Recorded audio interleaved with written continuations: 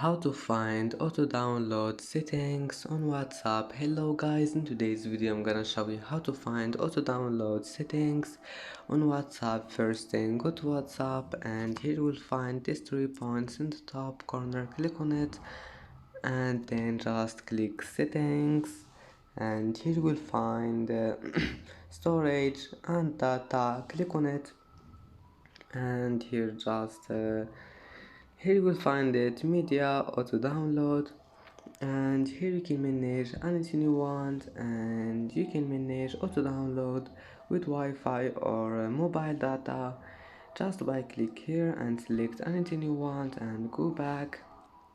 And that's it for today's video. If you like this video, don't forget like and subscribe, and thank you for watching this video until the end.